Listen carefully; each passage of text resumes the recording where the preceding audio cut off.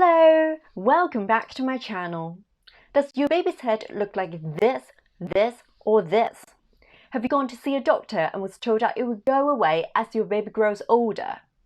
Today, I'm speaking as a healthcare professional and helmet parent. If you think your baby has flutter syndrome and you're considering treatment options, this video is for you. If not, please keep watching and see if this affects your baby. I have also written up a survival guide for helmet parents to share my tips in managing all the bits and bobs along the helmet journey as a community pharmacist.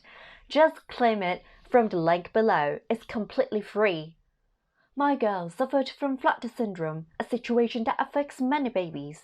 Unfortunately, many are still unaware of the situation and the treatment options, including doctors.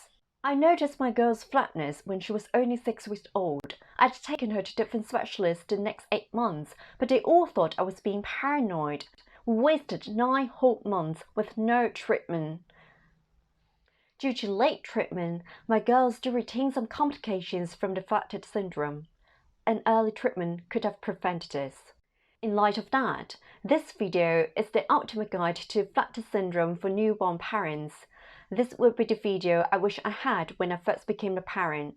Today, I even got myself trained to offer primary online assessment for the patients in Hong Kong, and hopefully they will get the treatment they need as early as possible. Remember, this is just my personal advice and does not substitute to professional medical advice. Hello all, this is Miss Truda.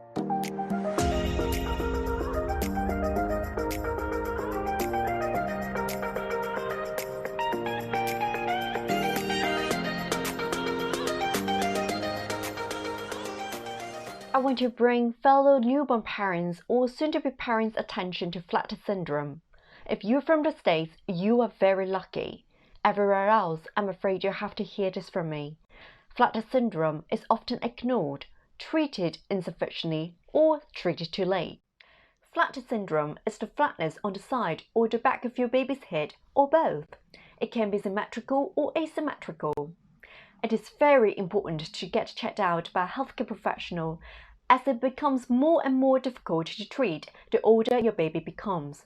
Beyond the age of 12 months, I'm afraid you can't do much about it. There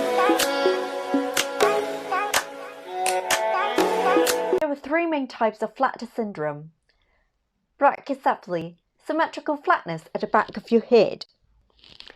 Plagiocephaly, asymmetrical flatness on one side of your head. Scamphocephaly, symmetrical flatness on both sides of the head. Very often, babies can have both plagiocephaly and brachycephaly at the same time, or plagiocephaly and scamphocephaly at the same time. As a newborn's head is quite soft, flutter syndrome may occur due to sleeping position, poor positioning in womb, or spending too much time in NICU this way, or this way, or neck muscle tightness, aka torticollis. Flutter syndrome can obviously affect your head shape, but it's more than that.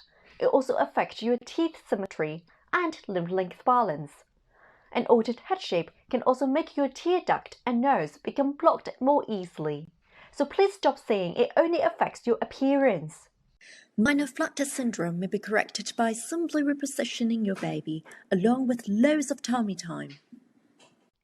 However, if your baby's head is showing any obvious flatness on any side of your head, especially by the time of 4 months old, I recommend bringing your kid to see a pediatrician or even push for a referral to see an orthotist or even a neurosurgeon. They can assess the severity of flutter syndrome, whether to initiate treatment, and whether it is a rare but serious condition such as cranial synostosis, where your sutures in between the plates close up too early. The optimal timing of treatment is when your baby is 4 to 6 months old. Very likely, your baby can achieve 100% correction by taking the advantage of frequent growth spurts. So it's very important to get checked out by 4 months.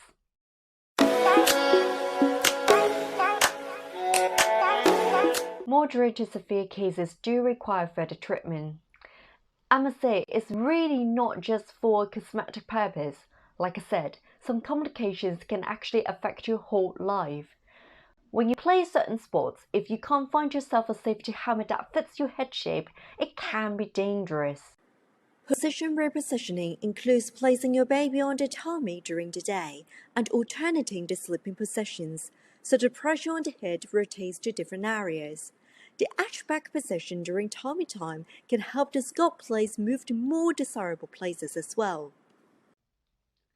Repositioning and tummy time become less effective beyond the age of 4 months old because they will have already developed sufficiently strong neck muscle to move their head around, and you simply cannot place the head however you want.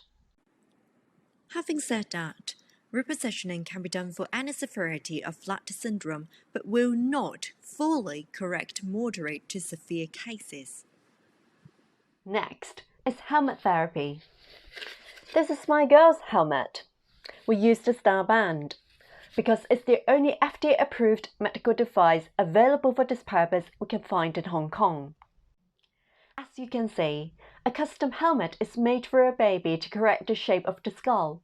It's not uncomfortable or painful for your baby.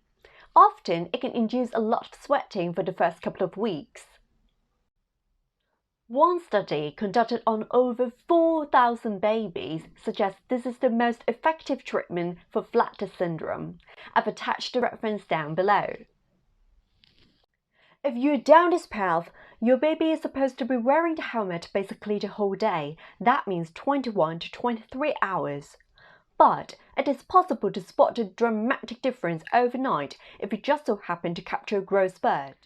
With helmet therapy, the sweating and rubbing on baby's head can lead to some skin irritation. But, like I said, I've written a survival guide specifically for helmet parents, so just claim it down here. No big deal. I want to emphasize the effectiveness of helmet therapy.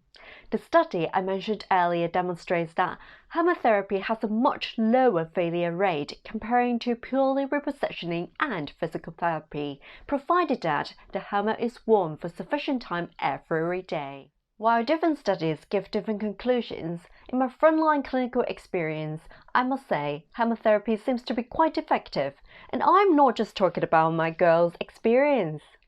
According to a helmet clinic in Hong Kong, one local study encompassing Hong Kong and Singapore finds that helmet therapy is 100% effective at improving Flatter syndrome by at least one stage.